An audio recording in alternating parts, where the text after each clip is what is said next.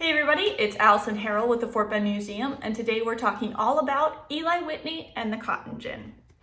The first thing we need to talk about is what is a cotton gin? What does that mean? So the cotton gin phrase has two parts to it. The first part, cotton, clearly refers to the fibers produced by the cotton plant. Ta-da! And the second part, gin, is a little deceptive. So it turns out gin used to be an abbreviation for the word engine. So this machine used to be called the cotton engine. But over time and the continued association with cotton, the word gin has actually come to mean the act of taking the seeds out of cotton. So what started out as an abbreviation for the machine is actually now applied to the entire process. Now, why do we need to take the seeds out of cotton? The cotton fiber that we grow, especially in the American South, is very short staple length, which means that each fiber is not very long. And within this fiber are seeds. So as you pull the fluff apart, you'll begin to see seeds, just like this one. Now, it takes a lot of effort to get the seeds out of cotton because these seeds are covered in microscopic little hooks that keep the seed within the fiber, which means it's very expensive to have to hand process cotton, especially if you're trying to sell it. So if you're trying to grow cotton as a cash crop to sell in the open market, it's going to take you a while. So the cotton gin is a machine designed to take the seeds out of cotton so that you can produce more of it and you can sell it on the open market. The next question we have to answer is, who invented the cotton gin? And like every machine that's super useful, that answer is complicated. So the very first machine made to get the seeds out of cotton actually was made in India in the 5th century. It was a roller gin, which is a different style of gin that is useful for the type of cotton that is grown in India. So it's very regional specific. Now, the first American-made gin for cotton grown in America wasn't patented until 1793, and it was patented by a man named Eli Whitney. The next question we have to answer is, who is Eli Whitney and how did he come to patent a cotton gin? So first we need to talk a lot about Eli Whitney in order to get him to the point in his life that he invents the cotton gin. So Eli Whitney was born on December 8, 1765 in Massachusetts. And from a very young age, he had this entrepreneurial and engineering spirit to him, which is a very strange thing to say about a preteen. But when he was 11, the American Revolution started and he quickly identified a problem. There was a nail shortage. So he started making nails and selling them. And he was doing so well at making nails and selling them that by the age of 15, he had an employee for his nail business. Now, towards the end and after the American Revolution finished, he diversified his business into making hat pins and canes because nails were now more readily available. So from a very young age, this was a man that would identify problems or issues or shortcomings and try and fill them. At the age of 19, Eli Whitney decided it was time for some formal education. So he started saving money so he could go to college. At the age of 23, he'd finally raised enough funds that he entered Yale University. And 4 years later, he graduated with a degree in law. Now, this law degree wasn't actually super helpful to him throughout his life because he didn't practice much law. However, being a Yale alumni did open a number of doors to him and created a number of friendships that would prove to be very, very helpful to him. The first door to open for him was actually a job opportunity that one of his fellow Yale alumni found for him. So he had this friend, Phineas Miller, who connected him with a South Carolina planter that was looking to hire a tutor for his children. So Eli Whitney hopped on a boat and traveled down to South Carolina. Now, that particular boat journey was one that he did not relish, he did not enjoy, and he was sick for the majority of the boat ride. But one of the positives of the boat ride was that his friend Phineas Miller was there, along with his employer, Catherine Greene. Catherine was the widow of the hero of the American Revolution, Nathaniel Greene, who had recently died, and so she was trying to settle some of his estates with the government and was traveling back. So Eli Whitney met the two of them, and he gets to South Carolina and he goes to start his job as a tutor for these children. And then he figures out that he hates it. He either never goes to see them and never starts the job and just quits before he gets there, or he starts the job, hates every minute of it, and soon moves into Catherine Green's plantation. Now, he just started fixing things around her house. He was trying to be helpful because he also really enjoyed spending time there. So pretty quickly after Eli Whitney arrived, Catherine had some of her neighbors over just for a friendly visit. And it was during this visit that she introduced them to Eli Whitney and explained to them that he can fix any problem that you have. And so these plantation owners explained the problem they were having to him. The problem that they were having was that it was very difficult to get the seeds out of cotton. It would take a day for one man to produce 1 pound of fiber and 3 pounds of seeds. So they just needed a way to speed up this process. Now, Eli Whitney took up this challenge, and 10 days later, he created his first cotton gin.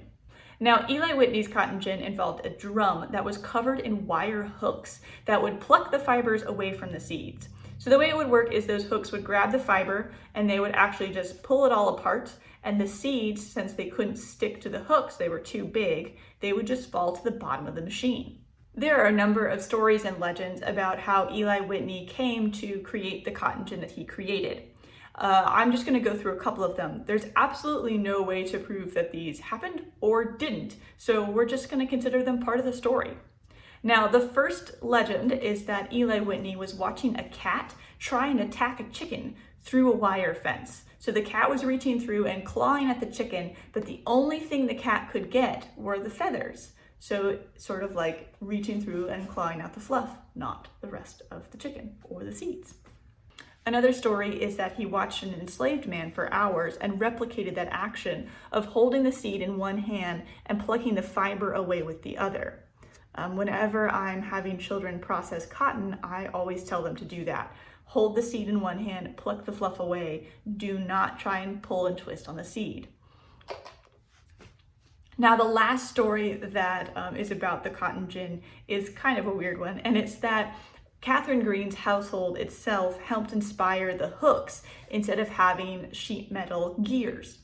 Eli Whitney used wire hooks on a rubber cloth for his design, and that was because he couldn't find any sheet metal to make giant solid sheet metal gears in order to pull the fluff away.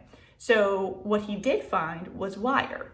Because someone in Catherine Green's household was actually making a bird cage and they just left all their supplies laying about. And so Eli Whitney found them, stole them, and then used them for his machine. After Eli Whitney demonstrated his device to the farmers that lived around Catherine Green, they all immediately saw the worth in his machine. So Catherine Green ends up giving him financial assistance to help him get the patent for his machine. Phineas Miller ends up becoming his business partner, and their goal is to just start making cotton gins for everyone. Now, we're going to continue the story of Eli Whitney and how his hopes and dreams for the cotton gin pan out. But first, I want to talk a little bit about how his machine pretty immediately affected the United States of America. What affected Eli Whitney's cotton gin? The cotton gin switched the economy in the United States South to all cotton all the time, and that required more and more enslaved people to make it happen. To give you an idea of the rapid increase in cotton production, I'm just going to give you some numbers. In 1791, 2 years before Eli Whitney even came to South Carolina, the U.S. cotton output was 4,000 bales. Now, a bale is up to 500 pounds of cotton fiber with no seeds in it, so it takes a while to process that by hand. In 1801, just 10 years later, the United States cotton output was 100,000 bales. That was a rapid increase. Now, by 1810, more than 200,000 Africans had been enslaved in the American South in order to make that cotton production happen. Now, by 1860, the U.S. cotton output was 5 million bales of cotton. The enslaved population at that time was around 4 million people. So we're going to talk more about slavery and cotton and the relationship of the gin in a later video, but right now we're going to move back to talking about Eli Whitney. So what effect did the cotton gin have on Eli Whitney? Now you might be expecting that Eli Whitney's hopes and dreams were totally realized and he made his fortune from the cotton gin. That is not the case. So Eli Whitney and Phineas Miller had a plan. Their plan was that they would personally be building and operating all of the gins in the area or even in the United States. The plan was that any farmer or plantation owner that came to them to use the gin would pay in cotton.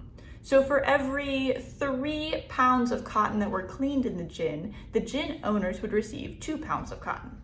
These prices seemed incredibly steep to the plantation owners and the farmers, so they immediately began just stealing the plans. So Eli Whitney's workshop was raided, the plans were stolen pretty quickly. People that saw the gin working, people that were mechanically inclined who saw a working cotton gin could pretty quickly figure out how to make one. So a lot of people saw drawings of them and just started making their own, which meant that Eli Whitney and Phineas Miller were not getting anything for the cotton gin. These farmers and plantation owners knew that there was a patent that was held on this machine, but they were banking on the idea that the courts would side with the farmers. And ultimately, they did. Phineas and Eli filed 60 patent infringement lawsuits, most of those not coming to anything. In 1801, the state of South Carolina decided that, you know what, we do owe these two something because they've made such a useful machine. So they decided to pay the pair $50,000. They paid them $20,000 by 1801, and by 1803, the state completely changed its mind and sued the pair to get all that money back. There wasn't a lot of money to be made in making cotton gins, which was pretty insane when you think about the fact that in 1803, cotton-producing states made $10 million, while they just didn't have to pay anything for the cotton gin itself. Eli Whitney wrote to a friend, "I had great difficulty to prove that the machine had been used in Georgia, and at the same moment there were 3 separate sets of this machinery in motion within 50 yards of the building in which the court sat, and were all so near that the rattling was distinctly heard on the steps of the courthouse." So Eli Whitney had quite an uphill battle against him. Ultimately, Eli Whitney did not make much, if any, money from the cotton gin itself. He ended up switching careers. In 1798, Eli Whitney gets a contract with the United States government, not to build cotton gins, but to build guns.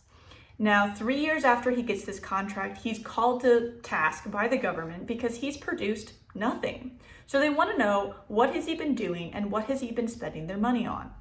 So he walks into this meeting with a box. He dumps the box on the table and they see that it's all gun parts. At this time, every single part of a gun had to be made individually, which meant that each gun was a unique machine that had slightly different quirks, no parts were interchangeable, and every single piece had to be specifically crafted. So from this pile of gun parts that Eli Whitney has dumped on this table, he, in front of them, quickly assembles a gun that's fully functional. He has been working on machines and dies in order to create interchangeable gun parts. They are so impressed that they do not call him on the fact he's not made a single gun for him. It ultimately takes him 8 years before he delivers on that contract, but he does deliver. Now, scientists and researchers and historians today have actually found some of those gun parts that he used in that demonstration, and they have proven that he actually didn't make an interchangeable gun part. He was really close though. So what he did was, in that pile of gun parts, some of those gun parts had tiny Roman numerals on them, and those Roman numerals indicated the ones that would fit together. So he brought in a bunch of junk and he assembled a gun from only the parts that would fit to that one gun. Now, he did not create the idea of interchangeable gun parts, but his demonstration really did help everyone else come around to the idea that interchangeable gun parts were really the way to go. So Eli Whitney ultimately did get his fame and fortune from the gun parts and from making interchangeable gun parts. So not exactly how he thought he was going to make fame and fortune, and not exactly how any of us think of him, but that's what happened. I want to end this video with a quote. This quote comes from the book Great Inventions, The Cotton Gin by Milton Meltzer. Eli Whitney's invention of the cotton gin played an innocent role in shackling America to the effects of slavery. Neither he nor anyone else could have predicted the enduring influence of the evil institution of slavery upon the lives of every generation since that day. So I hope you learned something today, either about the cotton gin or Eli Whitney or how the cotton gin changed America. But thanks for tuning in. Bye.